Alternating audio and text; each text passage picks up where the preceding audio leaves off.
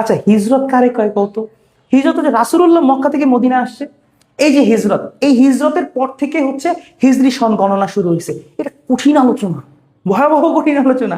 অর্থাৎ ইসলামের ইতিহাসে হিজরি সনের যে গণনা, সেটা শুরু হয়েছে হচ্ছে রাসূলুল্লাহ হিজরত করার পর থেকে। ওই সময় থেকে এটা গণনা করা হয়। রাসূলুল্লাহ হিজরত করার পরে তোমার হচ্ছে রাসূলুল্লাহ মদিনাতুল মুনাওয়ারায় আসছেন।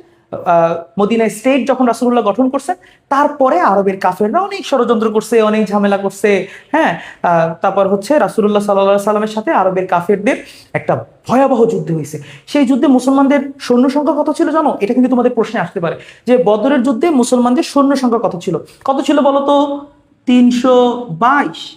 ধরে এরকম বলবে 322। খ 333, গ 344, ঘ 313। বলো তো কত? 313। মাত্র 313 জন সাহাবী তারা কাফেরদের সাথে যুদ্ধ করে তারা বিজয় ছিনিয়ে এনেছেন, এবং আল্লাহ তাআলা সেই যুদ্ধে মুসলমানদেরকে ফেরেশতা দিয়ে সাহায্য করেছেন। বুঝছো?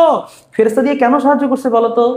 তোমার আমার মতন পাপিষ্ঠ যারা, আমরা যারা পাপিষ্ঠ, আমাদেরকে আল্লাহ সাহায্য করবে না। সাহাবীদের মতন ইখলাস, মন, সুন্দর মনন, গুণামুক্ততা, ইবাদত বন্দিগি যখন থাকবে, তখন সাহাবাই কেরামের মতো আল্লাহ তাআলা আমাদেরকে সহযোগিতা করবেন। সাহাবাই কেরামকে যেভাবে সহযোগিতা করেছেন, আমাদেরকে এভাবে সহযোগিতা করবেন।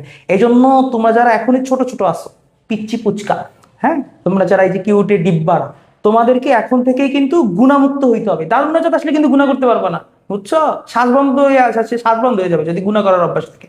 দারুণ নাজাত আসলে কিন্তু গুণা করা যাবে না, ঠিক আছে? দারুণ নাজাতে কোনো গুণা নাই, তাহাজ্জুদ আছে, ইশরাক আছে, অনেক অ্যাস্থেটিক ব্যাপার স্যাপার আছে, বুঝছো? এই জন্য এই বয়স থেকেই গুণা করা যাবে না। তাহলে সাহাবীদের মতন সহযোগিতা আল্লাহ তাআলা আমাদেরকে করবেন।